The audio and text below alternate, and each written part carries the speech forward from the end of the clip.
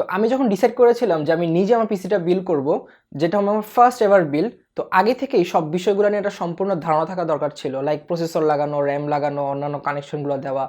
তো এই জিনিসগুলো আমি অনেক সুন্দরভাবে বুঝেছিলাম। বাট যেই জিনিসটা নিয়ে আমি সব থেকে বেশি কনফিউশনে ছিলাম সেটা হচ্ছে ফ্যান কানেকশনগুলো নিয়ে। তো এখন পিসি বিল্ড করতে করতে এখন জিনিসটা অনেক নর্মাল হয়ে গিয়েছে।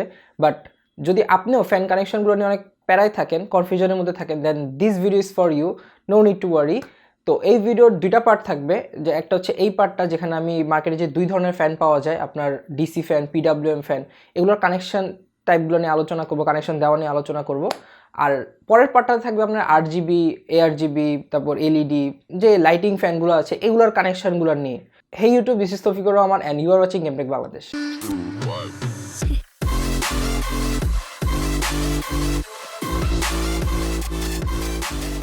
তো মার্কেটে দুই ধরনের ফ্যান পাওয়া যায়, একটা হচ্ছে আপনার DC fan, DC stands for direct current, আর একটা হচ্ছে PWM fan, PW stands for pulse with modulation.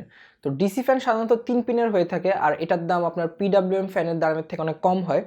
DC fan আপনার 5 থেকে 12 ভোল্টের মধ্যে কাজ করে। এই ফ্যানগুলোর ডিসঅ্যাডভান্টেজ হচ্ছে আপনি আপনার মন মতো আরপিএম চেঞ্জ করতে পারবেন না, মানে স্পিড কমাতে বা বাড়াতে পারবেন না ভোল্টেজ লিমিটেশনের জন্য। ফর এক্সাম্পল, আপনি এখন একটা নয়েজ ফ্রি এনভায়রনমেন্ট চাচ্ছেন আর আপনি এমন কোনো কাজ করতেছেন না যেটার কারণে আপনার চ্যাসিসের ইম্প্যাক্ট টেম্পারেচার বেড়ে যাবে। তো আপনি আপনার মতো করে ফ্যানের আরপিএম কন্ট্রোল করতে পারবেন না। আর আরপিএম না চাইতেও বেশি থাকায় এনার্জি ওয়েস্টও বেশি হবে। তো এই সকল ডিসঅ্যাডভান্টেজ দূর করতে আপনার পিডাব্লিউএম ফ্যানগুলো ইউজ করা হয়। পিডাব্লিউএম ফ্যানগুলো আপনার 4 পিনের হয়ে থাকে, 4th পিনটা আপনার কন্ট্রোল সিগন্যাল প্রোভাইড করে। পিডাব্লিউএম ফ্যানের আপনার ভোল্টেজ কন্ট্রোল হার্টজে মেজার করা হয়, যেটা আপনার ডিউটি সাইকেলকে নির্দেশ করে। তো ডিউটি সাইকেল যত কম হবে ফ্যানের আরপিএম তত কম হবে। তো পিডাব্লিউএম ফ্যান ইউজ করলে ফ্যানের উপর অনেক প্রিসাইজ একটা কন্ট্রোল পাওয়া যায়। দেখবেন যে সিপিইউ কুলারের কানেক্টরটা অলওয়েজ 4 পিনের দেওয়া থাকে, কারণ চ্যাসিসের অন্যান্য ফ্যান যাই হোক না কেন, সিপিইউ কুলারের ফ্যানটা অবশ্যই পিডাব্লিউএম ফ্যান হতে হবে, কারণ প্রসেসরের টেম্পারেচারের উপর ডিপেন্ড করে এই ফ্যানের স্পিড বাড়বে আর কমবে। তো এগুলো ছিল জাস্ট ইন্ট্রোডাকশন। এবার আসেন যে এই ফ্যানগুলো কীভাবে কানেকশন দিবেন অ্যান্ড কিছু কনফিউশনে পড়ার মতো টপিক নিয়ে। তো আপনার মাদারবোর্ডে যদি 3 পিনের কোনো ফ্যান হেডার থাকে তাহলে সেটা হচ্ছে ডিসি ফ্যান হেডার।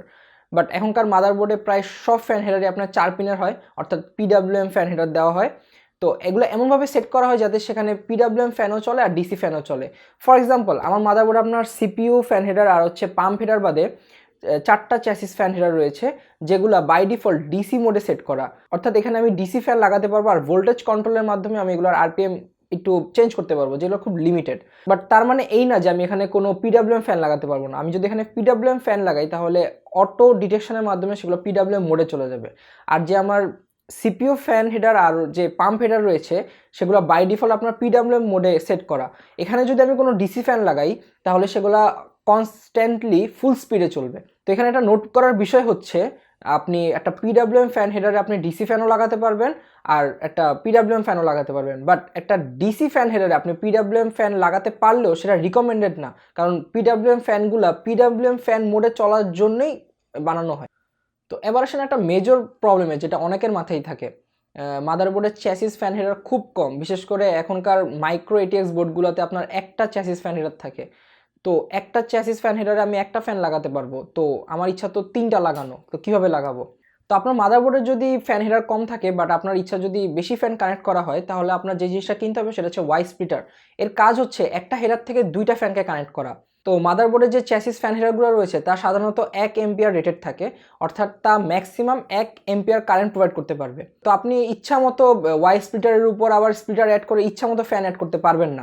আপনি যতগুলো ফ্যান অ্যাড করবেন তার টোটাল পাওয়ার কনজাম্পশন অবশ্যই 1 এম্পিয়ারের মধ্যে হতে হবে। ফর এক্সাম্পল, তো আমার যে চ্যাসিস ফ্যান হেডারগুলো রয়েছে তা প্রত্যেকটা 1 এম্পিয়ার করে প্রোভাইড করবে সর্বোচ্চ। আর আমার যে ফ্যানগুলো রয়েছে কর্সার এসপি 120 RGB প্রো, এগুলোর পাওয়ার কনজাম্পশন আমি এগুলোর স্পেক থেকে দেখলাম 0.3 এম্পিয়ার। তো এর মানে আমি একটা হেডার থেকে 3টা ফ্যান অ্যাড করতে পারবো, অর্থাৎ টোটাল পাওয়ার কনজাম্পশন হলো 0.90 এম্পিয়ার, যেটা 1 এম্পিয়ারের নিচেই। তো আপনার এভাবে যোগ করে দেখতে হবে সেটা 1 এম্পিয়ারকে ক্রস করতেছে কিনা, সেটা অবশ্যই 1 এম্পিয়ারের ভিতরে থাকতে হবে। তো আপনি একটা হেডার থেকে অনায়াসে 2 থেকে 3টা ফ্যান কানেক্ট করতে পারবেন ওয়াই স্প্লিটারের মাধ্যমে, কোনো সমস্যা হবে না, বাট তা একবার চেক করে নেবেন। বাট হোয়াট ইফ আপনার 6টা ফ্যান কানেক্ট করতে হবে একটা হেডার থেকে? তো তখন আপনার যেটা পারচেস করতে হবে সেটা হচ্ছে ফ্যান হাব। একটা ফ্যান হাবে 6টা থেকে 10টা ফ্যান কানেক্ট করা যায় অনায়াসে, বাট সেটা তখন আপনার মাদারবোর্ড থেকে পাওয়ার কনজিউম করবে না, সেটা আপনার পিএসইউ থেকে সাটা বা মোলেক্সের মাধ্যমে পাওয়ার নিবে। সো ডিসি ফ্যান কিনেন বা পিডাব্লিউএম ফ্যান, আমার সাবস্ক্রাইব বাটন অবশ্যই লাল থেকে গ্রে হওয়া চাই। আজকে এই পর্যন্তই, see you in the next one, thanks for watching guys, stay tune.